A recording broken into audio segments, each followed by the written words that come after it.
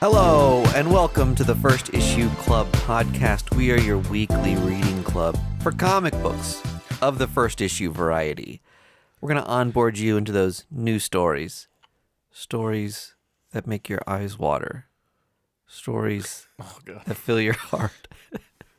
You made me break character because you started laughing. Somehow. I'll skip it. Are we going for the Oscar for best comic book Kind intro? of. I'm in an Oscar move. On the Patreon we just recorded, we went through and picked some of our Oscar faves for the few categories that we were familiar with. So, Justice for Godzilla -1. Thank you.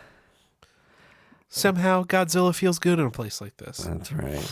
That's right, Godzilla. You're a fave. Okay. We've got a lot of first issues to talk about this week. Yep. We didn't get our hands on Ronin Turtles 2, so we're not going to be covering that one. We'll probably talk about it on a future episode or a Patreon. Or not at all. Or, yeah, who knows? We'll see. I'll do it next week. If everyone's clamoring for it, we'll do it.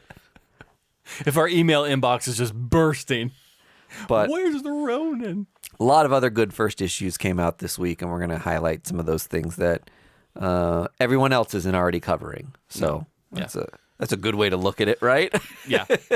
You come here for shit that people don't talk about. Yeah, exactly. You have refined tastes in paper.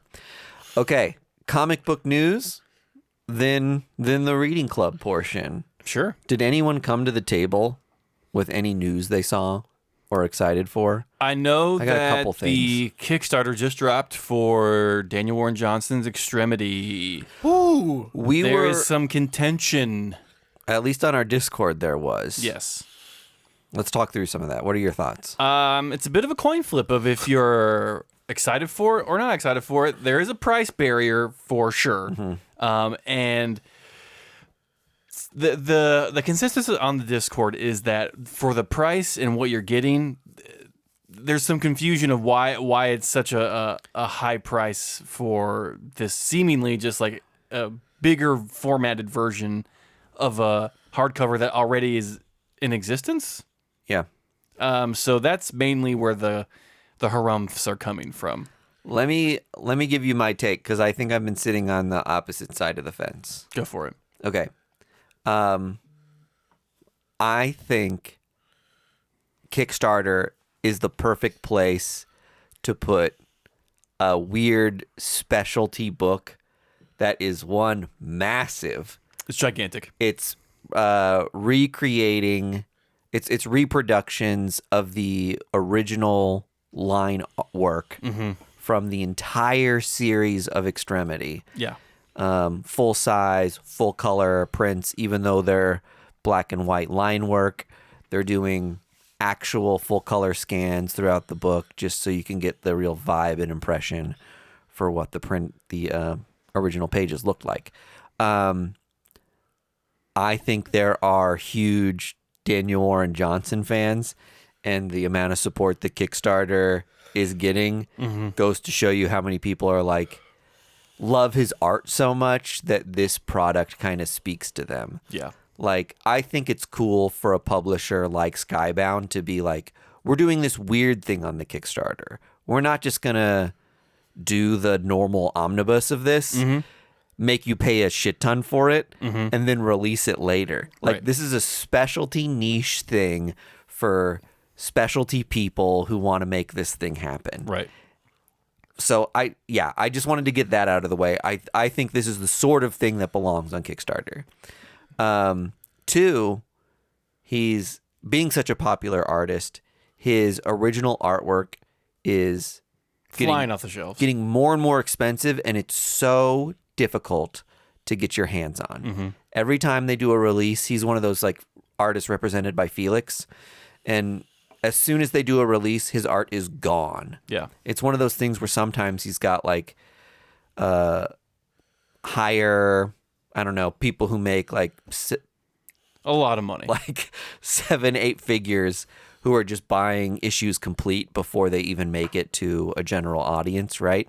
So the idea of being like, for less than half of the price of one original page, you're getting an entire 12-issue series of High quality. high quality reproductions of just tons of original Daniel Warren Johnson pages. Yeah. So I think it's just a cool thing to just like love and appreciate his artwork and see some of the process of Extremity and get the idea for like the weight of a full page. And if you have a favorite page that you want to frame and put on your wall, pull your X-Acto knife out and frame that bad boy, and it'll look just like the original page, right? And only you will know that is a reproduction. Yeah, exactly right. Especially if you draw over it.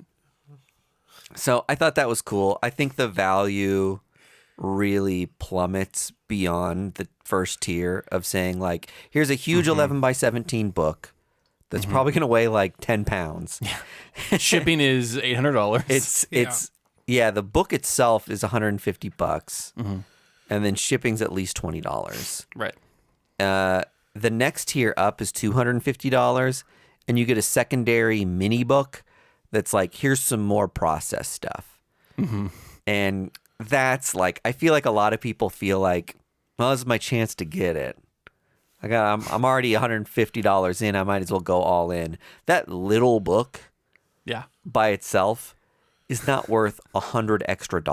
I get the 11 by 17 thing being like, that's a $150 book. If you get that on any other publisher, that is like a huge prestige collection. Does it come with a signature though? I think the 250 may get I don't believe it does. Wow. Okay. Or maybe it comes with like a book plate that's signed. I don't think the book itself is signed. Okay. Interesting.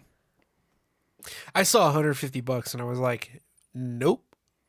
Yeah. But like Mike was saying, this is a specialty thing where like this goes on your coffee table. For people with special interests. Yeah. And This is for like people who mega have like fans. Murder Falcon tattoos. Yeah, Like totally. This is like for the diehards. Because if they make this book in mass quantity and put it out there, it's too niche for most audiences to buy something like this. It'll be a cargo largo and gear. I like when they do them made to order and the creator gets a good chunk of that because they're not losing their ass on like a normal size book run, especially for something like this that would just be like so expensive to make. Good point. Good points all around. I don't know. Yeah, those are my thoughts on it. I think that's a healthy way to look at it. If it's not for you, it's not for you. Yeah. But I wouldn't poo-poo it because it does seem like Because deluxe to me like the price for what it is seems like that's what things like that cost to me. Well, like hardcovers already exist, deluxe hardcovers already exist for Extremity, and if that's your cup of tea, it's available to you. And this book, you can't get this book being like, I want to read Extremity and this is the way to do it. There's no text in this. It is just the original artwork. Yeah, so it's kind of like a write your own story situation. Right. Really, sure. like That's why Greg's getting it. Yeah, like what do you want these characters to say? And it's just a bunch of fart noises. I write myself into the story. I thought it was funny that was like, there's a thing on Felix where they're like, hey, if you're doing the $250 tier, and you're a member of the newsletter, you'll get a free enamel pin if you check this box that says you're a member of our mailing list. And it's just like, what an incentive. Yeah. Ooh la la. Get a $5 enamel pen after spending the $250 fucking dollars to get the book and then a mini book with it. The upper tiers are kind of out of control, but Gee whiz, with that incisiveness, I'll buy 2 of them. all right. Any other news from you guys? Extremity was the big one that I saw. And I've been focusing on Planet this week, to be honest. Yeah, we got a Comic-Con coming up. We talked about that mostly on the Patreon. Yeah. So hop over there if you want to hear our takes on it. Did you guys see Zack Snyder's He was on Rogan. ice cold take on Batman? Yeah. Can you talk a little more about that? I don't have the specifics because I didn't hear too much, but I saw some headlines. Yeah. So Zack Snyder was on Joe Rogan. Sorry, Zach Guardians of Gahul Snyder Gahul was on Joe Rogan. You should name your son Snyder. Already know. Middle name Cut. Okay. Snyder Cut Vargas. You got me back in because then the baby shower theme can be released the Snyder Cut. Yeah. That's too good. 3 more months till we release the Snyder Cut. And it'll be a big disappointment, just like the original. Oh. No. The kid will be born with a fedora. Dude. He will be born a virgin, so. Mother, I think my katana's still in there. Mother, Matendies are still. Milady. Jesus. Fuck. Zack Snyder said that DC is wasting Batman unless they allow him to kill. The doy? Dude, you do not understand the character at all. So bad. The more I hear of Zack Snyder's opinion on things like this, the more it's like, I don't think he's actually a comic book reader or fan. No. I think he's one of these like basic bitch people who Yeah, he's a Michael Bay. read The Dark Knight and are just like, that rules. Yeah. Yeah, he's a fucking alpha male, bro. Like, Yeah, he's so into the like power fantasy version Yeah. of comics, and I don't know, those sort of movies don't resonate with people I like, I guess is how I'll put it. Like, it's such a bad take specifically about the character when you're like, hey, the thing that defines the character should be thrown out the window. in my movies, Warner Brother maybe cut out that Batman listened to Jordan Peterson podcasts. Well, so that take that he had is just adding on to the pile of shit that he's already said about Batman. Sure. Do you guys remember when he said, in my world, Batman could go to prison and be raped? What? Yeah. I'm sorry, what? You didn't? Yes, he said that. I did not hear What that. a weird detail to throw in. Yeah, what sort of To the mythos. context validates that sort of comment? That is Nothing. so fucking weird It's to say. so bad. He doesn't get it. He doesn't understand what makes Batman interesting. He doesn't understand what makes Yeah. comic book characters interesting. Also, that doesn't relate to the character at all. You just, it's Well, like, it's Zach, just one what of the those fuck are you things talking that about? this like person gets off on dark, gritty, hyper violence. Yeah. Because And- it's the real world, Mike. And people stealing power from other people or having power over other people. Yeah. In my original version, Alfred was going to be a pedophile who was. No, yeah, none of it is about doing good. It's all about power. Yeah. He completely missed the point that, like, Power and violence. yeah, that killing is the easy way out for Batman, and he's purposefully rejecting Yeah. it. It's not that Batman can't kill. It's that he's above that. Yeah. And he completely does not understand that. It's like, yes, Zach, it would be easier if Batman could kill, and it would also be easier if I could punch my son in the face when he spills a drink on the floor. Yeah. But I don't because I'm above it. Like, I'm trying to be a good example. Yeah. It just is so bad. I'm so glad we're done with all that fucking nonsense. Yeah, totally. Yeah. Bring on the cuck James Gunn to do the proper SJW Yeah. Batman, here Love we it. come. Yes. The last movie I Spider-Man watched. or Superman's a soy boy. Let's do this. The last movie I watched was Aquaman 2. Oh, And give us a that 2-second just- review. That just came out on HBO Max. Nailed it. It was one of the movies of all time. I heard it didn't make a lot of sense because a lot of the Amber Heard stuff had to be cut out. Yeah. So it looked like Aquaman was a single parent for a lot of that movie. Yeah, pretty much. Yeah, they sidelined her pretty hard, but it was not good, even Even like with that. regardless. Yeah. Patrick Wilson deserves better. I'll say that. Jason Momoa deserves better. He's a charismatic man. He should be Lobo. I would kiss him. I think that James Gunn would he'd do be a a good disservice to not Yeah. use him as a Lobo Yeah. character. What are we talking about now? Staying on movies, I did see that the Juggernaut actor, Vinnie Jones, did you see this? Uh-huh. Got offered a role in Deadpool 3, and he said he was just like, the costume was such a night. Was so big. It was so physically and mentally straining because once they put you in it, you cannot get out of it all day and you can't move. So you're just like trapped in a suit where people are bringing you things and you're just eating through straws all day long at the whim of other people. And he was just like, never again. Yeah. Nah, mate. Yeah, he said they couldn't afford to put me in the suit. Yeah. Like, think about how much it would. I love that. Yeah. You think about how many people are just like, yes, put me in these new huge superhero movies. And it's just like such a good, easy paycheck. But he was just like, not easy for me. Yeah. You try to put me in that suit again? No way. Well, ask Alan Cumming how he felt about being Nightcrawler, and he'll tell you the same shit. Ask Rebecca Romaine about how she feels about being covered in blue paint and naked all day. That'd be awful. Wasn't he in Snatch, that character, the actor? Yeah. Was he Character. was he was Juggernaut in Snatch? Showed up in Snatch, yeah. He was Bullet Tooth, whatever. Yeah, I'll take a dog.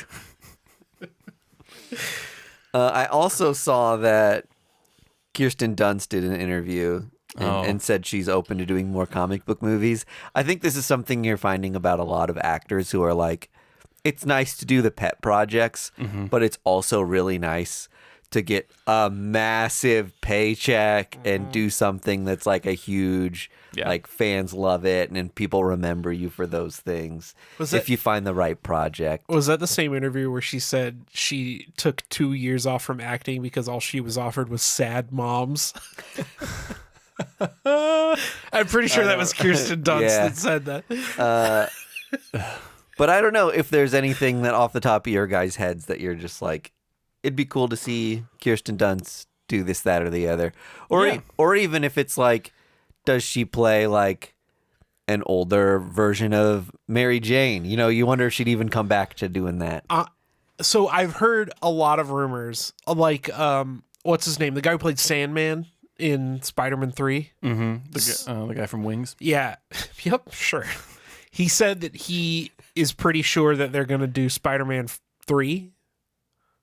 Like Sam Raimi's Spider-Man, or Spider-Man 4, sorry. Okay. Sam Raimi's Spider-Man 4. With Tobey Maguire. Oh, okay. And I think it would be so cool if they did Spider-Man Reign, adapted that story, where it's like... Okay, it's either going to be Rain or Renew Your Vows. Yeah, like way in the future, you know? Yeah, Renew Your Vows would be great, where they're married and have Mayday. Have a kid, yeah.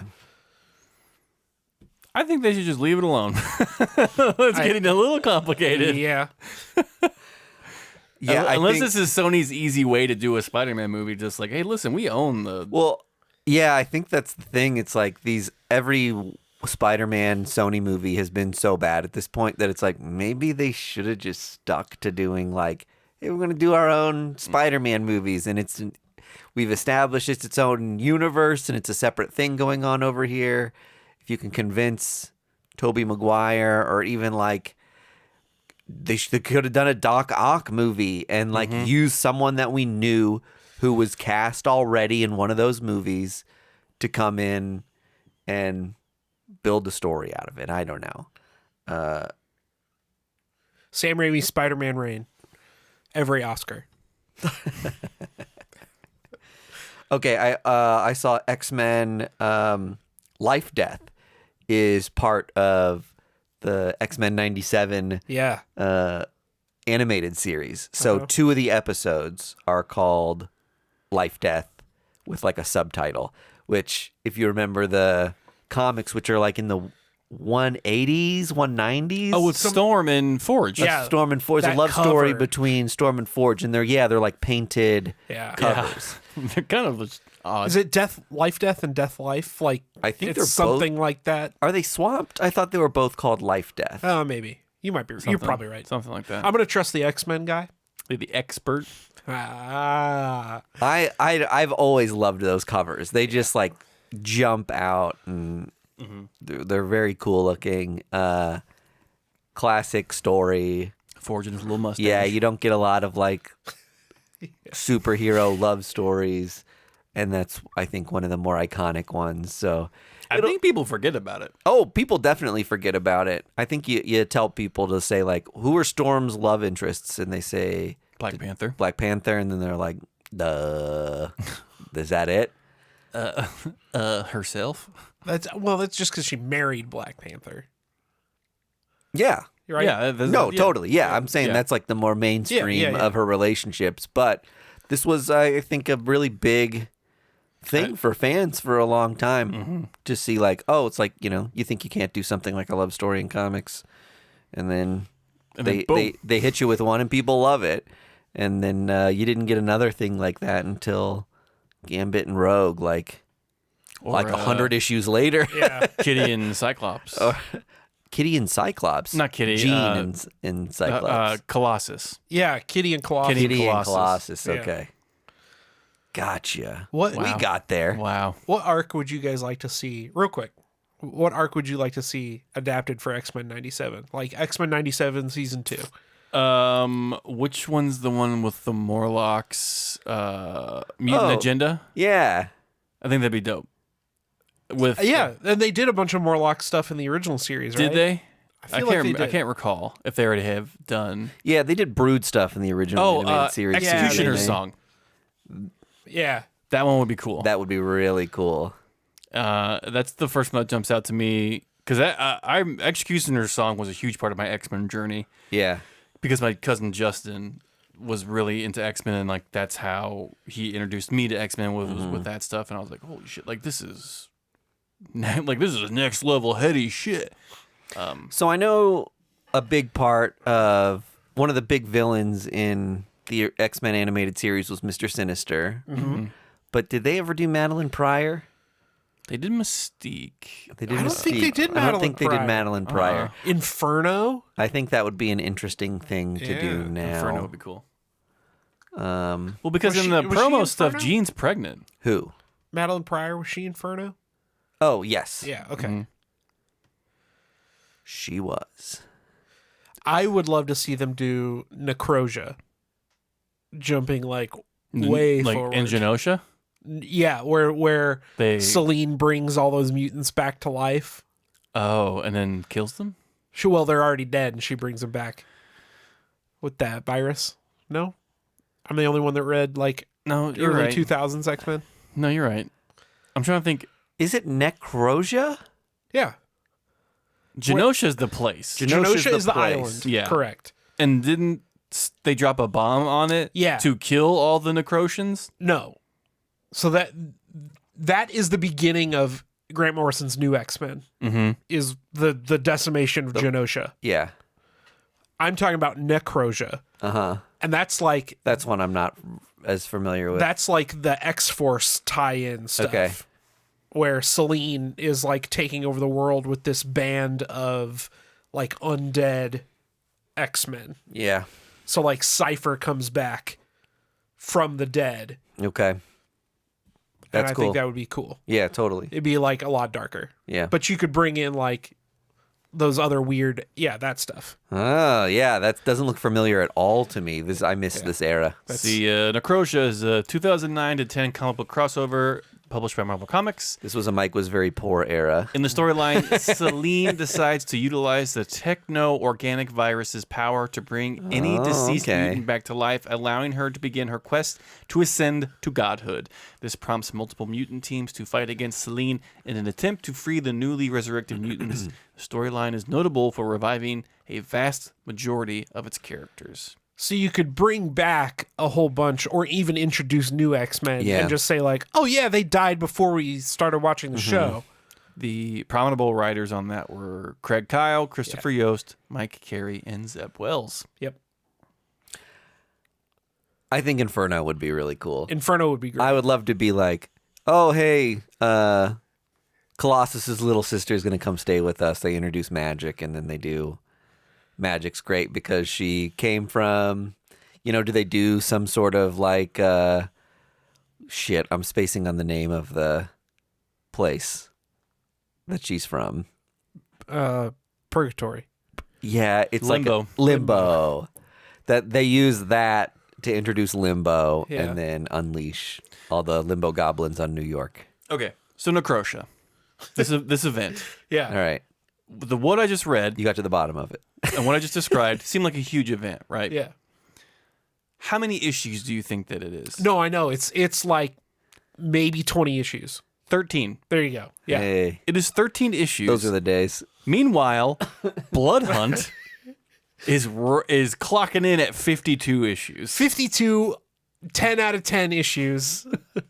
100%. I mean, we don't have Union Jack as a vampire hunter in Necrotia. 100% on Rotten Tomatoes. But it's just like, Marvel, can we get back to this? Can we get back to normal events that are huge, Well, but just 13? But that event was only in the X line. Like, there was no, like, Avengers Necrosia. I mean, that's what I mean. Yeah, though. yeah, totally. If that came out today, we would have Avengers Necrotia. We Okay. would have, Yeah. like, Great Lake Avengers Necrotia. Like, it would Okay, just be now like everything. Howard the talking- Duck Necrotia. You're talking my language, Greg. And, like, we'd have, like, multiple variants from fucking, Derek Chu and Adam Hughes and, like, Peach Momoko.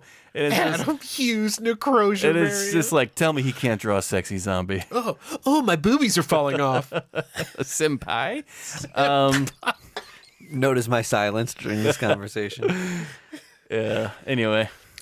All right, last thing I've got is the People's Joker is finally kind of getting its like wider theatrical release. Do you know anything about the People's Joker? Oh, this is the movie that like It they've been famous- trying to stop. Yeah, so I think Warner Brothers had like a cease and desist, and they were threatening some of the film festivals, being like, "We're not going to do any of our movies if you." Well, that's why include they had the this. fucking Coyote versus Acme. They spent all their money trying to block this Yeah. thing. I can't. That movie was finished, wasn't it? Yes. Finished and revered by everyone that worked on That's it. so funny. I can't believe this stuff keeps happening. In any case, people have been excited about this movie.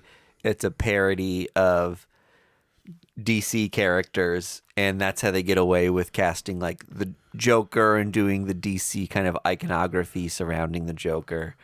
An origin story that's different but related to comic book origins of the Joker, uses things like a Harley Quinn type in the movie. I think this maybe opens the door for a lot more people to do parodies of these sorts of things and these sorts of characters. And I think that's fair, and it's a good time for that, to be honest. These characters, when you think about Superman, he's such an icon of pop culture that has been in the zeitgeist of America for nearly 100 years. Like, He's not above parody. he's and not critique. above parody and critique. Well- that is exactly the right point. And I think the Joker falls into that category as well. Even then, so, The Joker was introduced during in Detective Comics, like 27. 27. Yeah, it's like the first issue that features Batman, right? Yeah. Yeah. So, to get into U.S. copyright history, right? Settle in, folks. We're about to hit a really All right, good let's get a stride. history lesson. Copyright was originally intended just to protect the author's rights while they were alive, right? So, like, Greg can't steal Andy's version of the Joker and make money off of it while Andy's alive, right? Then fucking Disney came around and they were like, nope, we're going to make all the money for always, all the time. That's a problem, because in order for these characters to evolve and mature, other people need to be able to take them over aside from a corporate board structure whose only goal is to make money. Yes, but Andy, if that's the case, then Disney will not make money off those characters. Yep. You're absolutely correct. But like How will they make their goofy money? Their Mickey bucks. like for example, you could make the argument that there would be no Superman without like Peter Pan. Right? I don't think you can make that argument. I'm saying there's stuff out there where Yes, like yes. the characters Peter Pan, Batman. We can make that comparison. sure, the characters that we know and Hangs love around today. with kids that are trapped in perpetual adolescence. Okay. A weird rogue gallery. Tights on the outside. Yeah. Yeah. He could yeah. use his money to save Neverland, but chooses to fight to crime fight crime instead. Hey, Batman Visits Neverland coming from DC Comics Yeah, 2025. This time it's personal. It's kind of those like what's happening with like Steamboat Willie and Yeah, Winnie the Pooh. I mean, all that stuff, to Mike's point, deserves to be parodied and critiqued, but it also deserves, we deserve to have the ability to expand on those creations that we love. We could make a better Morbius movie. 100% we could make I'll a better say that Morbius for movie. goddamn sure. We could make a better Madam Web movie, and I volunteer to work with Sydney Sweeney day and night Get those lines right. to make sure that Madam Web 2 is perfect. And I'll say too, I acknowledge you got to draw a line somewhere with these characters and their copyrights and stuff like that. But because there is trademark. yeah, right. We can't ignore that. But there are some things that have just been around for so long and have infiltrated pop culture so much that it's like, come on, we can't parody Yeah.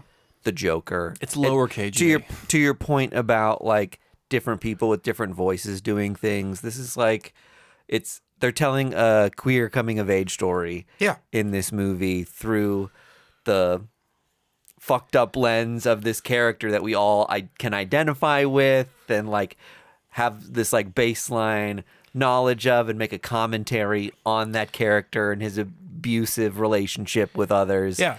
And like there's a story to be told there, you know, maybe this movie's good, maybe this movie's bad, but I think they've got every right to make the movie, and I'm interested to see it for one. We need those pop culture shorthands in order to tell those kinds of stories. Yeah. Right? Yeah, Like, right, yeah. Like elves. There's a lot of value in that. I Like think. elves, right? You can just like see somebody with pointy ears holding a bow and be like, oh, that's an elf. I get some of the mythology. Yeah. I get how they interact with others. Yeah. You get it's that pop culture shorthand that we need in order to get the point of whatever story you're telling across quickly and easily. Yes, right. Well said. Oh, one more thing of news. 2 more books have been announced for the Energon universe. Oh, okay. We have Destro, Oh, nice. written by Dan Waters, Oh, I love Dan Waters. and then we have Scarlet, which I'm very excited about, written by Kelly Thompson. Oh, fuck yes. I don't know either of the references from these titles. Destro is Cobra Scarlet Commander's. is like the second-hand person to Duke. Yeah. Okay. Destro's the silver one. He's the second hand I've seen to that guy. Cobra Commander. Okay. Although he would Destro's the silver one. he would probably say that he is in charge. Well, sure. There's definitely a power struggle between Destro Yeah. and Cobra Commander. Yeah, All they right. definitely need to kiss. So these are probably in They next- need to fuck it out. They just need a couple of nights together, really get things right. Cobra Commander's I can't. So these are probably in next month's pre-orders. They are, yes, the FOC is for next, the FOC is in June. So in the next previews, you'll be able to, do that. Yep. Okay. They are mini series, so they're not going to be an ongoing, but So are Duke and Cobra Commander. Those are both 5 issues. okay, so which think I it's- love. I think it's the same Yeah. issue count for those. Yeah, I think they're slow drip giving you origin stories before they introduce them into the bigger books. Yeah. Which is cool. Yeah. I like that. I like the slow roll of that thing and not just being like, we're dropping all this shit into a comic book all at once and like didn't earn this like big complex story that's like, I don't know what's going on as one, maybe a new reader, or two, a person who loved this stuff as a kid, but like has lost several of the details throughout the last 35 years. You know what I mean? Yeah. Like I appreciate it at least anyway. And then I can take and leave some of them. Like I don't have to do all of it. Yeah. And it's just as fun. I'm excited for it. As long as one of the G.I. Joes at one point says, "Who wants a body massage?" We're good to go. I do still really enjoy Void Rivals, Yes. Yeah. and I'd be interested to see them do a little more of that on this. There has to be a comeuppance with Void Rivals. Like Yeah. there has to be a point where these all Smash together. meet. Yeah. Because this is where it all started. with Void Rivals #1, we got the initial shock that like, holy shit, Transformers and G.I. Joe are coming back. Like, it seems almost cruel to not bring it back to Void Rivals again, to be like, let's finish this story off. Well, so here's the thing. Void Rivals is on, next month will be what, issue 10? Mm-hmm. They've got to do something around issue 12, right? For the first big year, right? And Transformers is finishing up its first arc. Yeah. With issue, 5 or 6? When's Daniel jumping off art? 5. They've got to do something soon, is my point. Yeah. When's their first big crossover? Yeah. Where's their big event coming? Because you can, it's on the horizon. I can see it. Yeah. So. That's exciting, though. Oh, and DC finally is finishing their Dawn of DC stuff. Like the new initiative, Dawn of DC, is like done. Like it's coming to its sunset. So what comes after this now is like the brunch of DC. Yes, they did announce a thing, didn't they? Like here's what our summer 2024 did, but is I forgot be. what it was. Yeah, I think it was Night Terrors 2. Terror's Revenge. Yeah, sleep apnea. Sorry. No, it's Night Terrors 2, The Scar Giver. Sleepy time tea. Let's right. Get into some comic books. Let's do it. Finally. And lead us off with X-Men. Oh, me first? Yeah. So I didn't read Ronin. I have it in my car. I'll cover it next time. But I read Ultimate X-Men #1 by writer/artist Peach Momoko. Ever heard of her? /cover god. Yeah. So have no doubt that the art in here is second to none. But we need to cool it because eventually we will kill Peach Momoko. Her hands will fall off. They will fall off, and she will not be with us anymore. But this book is great. I was telling Greg before the show that this is just a straight up horror book. It's about armor in the Ultimate Universe that has been founded, but she is haunted by this spirit of a classmate of hers that was like bullied to death, and she didn't stand up for him or with him. And she is discovering her powers as armor. And that's like the book. It's not anything close to what I've read in an X-Men book. Normally you read X-Men books, and even as they introduce new characters, they just have their powers. And then, in their third issue, they'll say, oh, I remember when, and then we like flash back to when they got their powers. This is a character that's like truly discovering their powers in real time, which is nice and refreshing. And additionally, you get this like traumatizing story of her recent past that she's having to deal with. So it's very cool, especially given the context that like there are mutants in this universe. Silver Samurai and Spitfire are on that council, whatever, that world council. So mutants exist, but they're not like out and about, Xavier like saving the world yet. So man, I'm so jazzed to see where this goes. Like, this feels so refreshing. Like, it feels what I wanted the Ultimate Comics to be, where it's truly an original take on characters that you know and love. She did a similar thing with her Demon Days. Yeah. Where it was a very manga-inspired story of an American comic book. There's a lot of themes that are darker for American audiences that I think really throw people off when they first started reading it.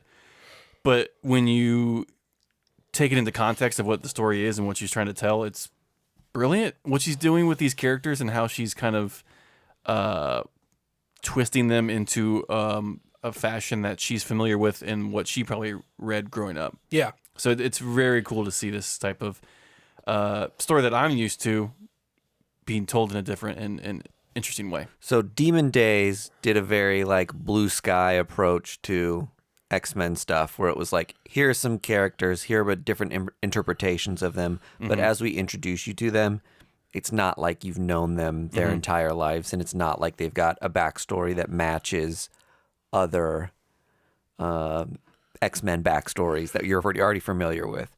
How do you feel like Ultimate X-Men translates as far as like something you can pick up issue 1 and start it without knowing much about X-Men? The only thing I recognized as X-Men from this was when she, the one panel got her like armor, like when she used her power.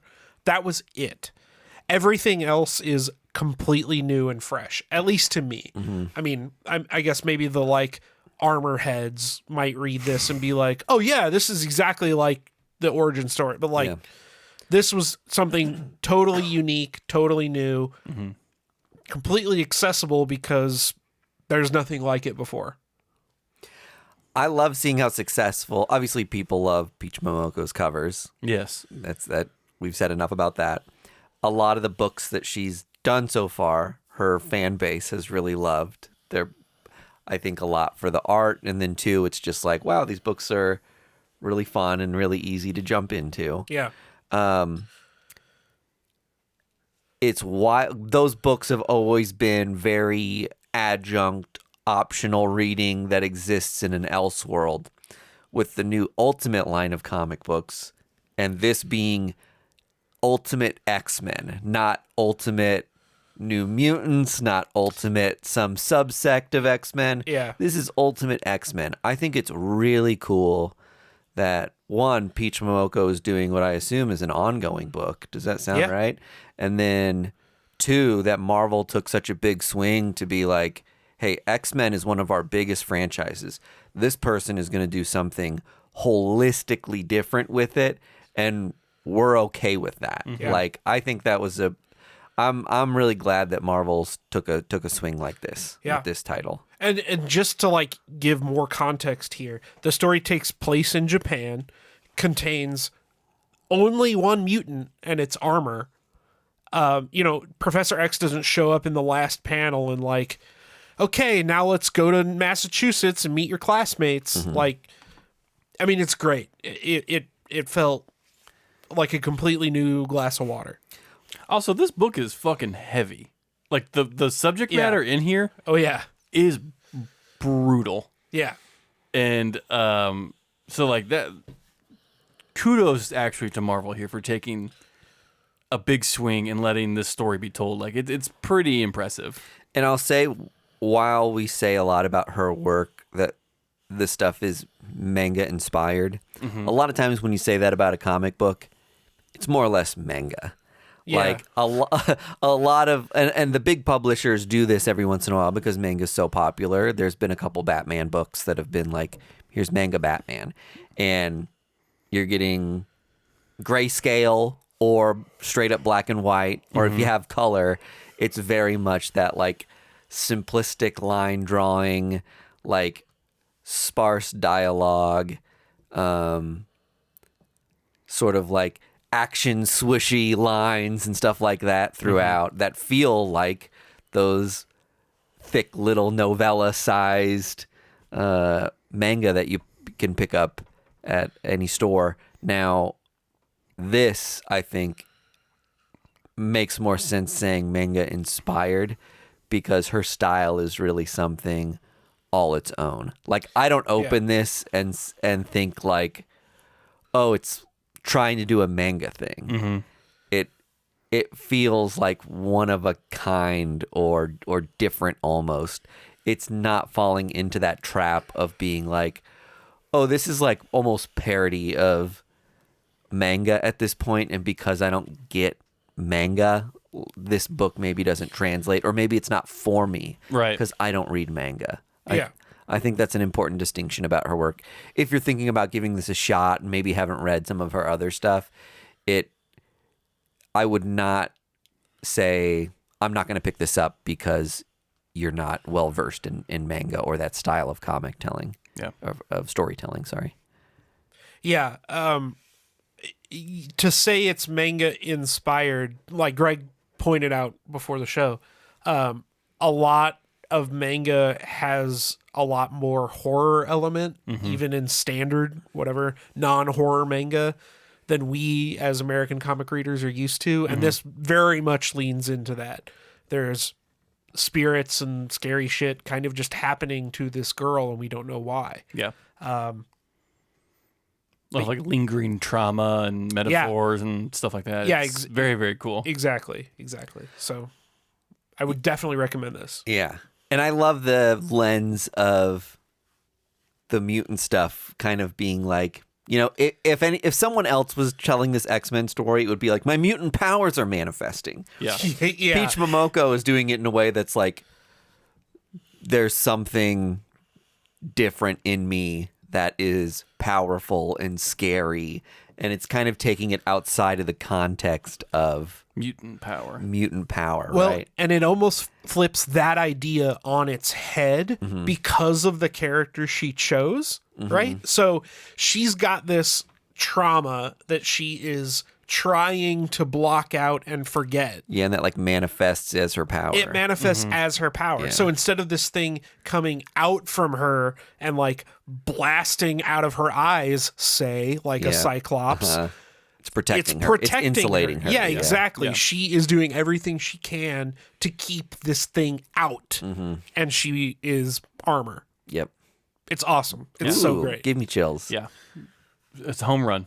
Yeah, totally. All the Ultimate books so far, people have loved. They've all had buzz. Every single one of them's ended up on the cover price top 10 list so far. I'm assuming next week this one will probably be at least in the top 20. I scanned it in CLZ and it's already at $13. There you go. So Well, That shows there's already 12,000 issues didn't go missing for this, so who I knows? did get I pre-ordered an issue of Black Panther #1, You got it? and I got it. Yeah, I was a little worried it might not show up in the mail. Crisis averted. Yeah. So I read The Last Mermaid by Derek Kirk Kim. This is a book out on Image about a post-apocalyptic world, and it very much is about the Last Mermaid. She has built herself this mech suit so fucking cool. with like a big water bubble in it to like help her find more water to help her survive. And this first issue is kind of we're introduced to the character and her last ditch effort to find some water because her filtration system is getting dirty and like she needs to find new water to supplement out. And you know, things go haywire, and at the end we're met with a new mysterious character, whether it be friend or foe. We'll have to wait for an issue 2 to come out, but I'm gonna be honest, I was actually shocked by how much I liked this book. You kind of, you know, see this book on the shelf, you go, okay, well, I'll give it a whirl to #1. I don't know if it's gonna really connect with me. I'll say this book screams off the shelf because it's in a different size and format than a typical comic book. And sometimes I feel like that's a sign that it's like, this isn't good. Gimmick alert. People are gonna buy this because they're like, oh, that's weird. Let me see what this is. Well, I'm here to tell you it is a fantastic story so far. Interesting format, like we talked about. Art is gorgeous. We have Derek here doing writing, illustrating, the whole thing. A real Peach Momoko. A real Peach Momoko, if you will. So definitely worth your time on that one, The Last Mermaid. I also read Night People, which is a book. It was originally a novel by Bary Gifford. And so this is an adaptation by Chris Condon and Brian Lavel. It's out on Oni Press. Love all these books out on Oni Press. This is like a kind of natural born killers mixed with some other horror elements. Oh, I hated natural born killers. Then you're not gonna like this book, my guy. Really? Yeah. Okay. It is I might avoid straight up like that. It was so when they do comics that are based off of books, there is a little bit lost in translation. because I mean a novel's meant for the theater of the mind, if you will, and comic books are very literal and like they really want you to see all the things they want you to see. But I feel like this book really succeeded in kind of telling the story and getting us introduced to the characters and the kind of the carnage of it all, and getting into the minds of these troubled individuals and kind of their journey through the book. Well, I think if there's a new writer out there that can do true crime, if it's not Ed Brubaker, it's probably Chris Condon. It's Chris Condon, and did a fantastic job. So, like I said, it smells a little bit of Natural Born Killers, or that kind of like two people on the road causing mayhem.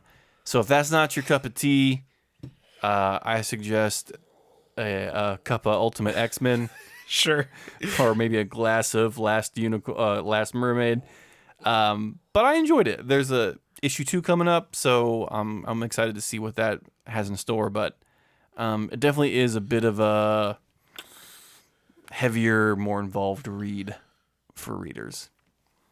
And then lastly, I finished it off with What If Aliens? I'm so psyched. So psyched for this. Do you know book. the special part about this series? Yeah, so it's an alternate ending of Aliens, right? Yes. Where Burke lives. Uh-huh. And what makes And this... it's written by the guy who played Burke. Oh, Paul Rieser, right? It is concept by Paul and Leon Rieser. That's funny. And Adam F. Goldberg. Oh, and so Hans is it Ronoff? Paul Rieser and his son? I believe so. Okay. And so they have kind of That's funny. taken on this, and it is fun. Okay. This isn't a dramatic pause. It's fun to me that, and this can't work anywhere else but right here. The fact that Paul Rieser has a say in the What If series about his character from the movie is kind of novel. It's a very fun idea. Yeah. I don't see Paul Rieser like sitting at his computer writing out a script or anything, but he probably had an insight into what he thought the character might do had he not died in the movie. Yeah. And so, to give you some backstory, in the movie, Paul Reiser's character was tasked with bringing back one of the xenomorphs to ... do whatever. Do evil stuff. And then he is ultimately killed in Friggin' Aliens. Wayland Gorp. And in this series, he survives and is taken back to Earth, and his life is very mundane. Like he lives as a corporate drone, and he's going to die as a corporate drone of just like going through the rhythms, going into work, clocking in, doing that stuff. And it's kind of fun. It is very conversational heavy. Like that's where I think the Reisners really got into it, of just like, this is the conversation that my character would have in the book. Yeah, I could speak to his mentality and how his pattern of speech. Right.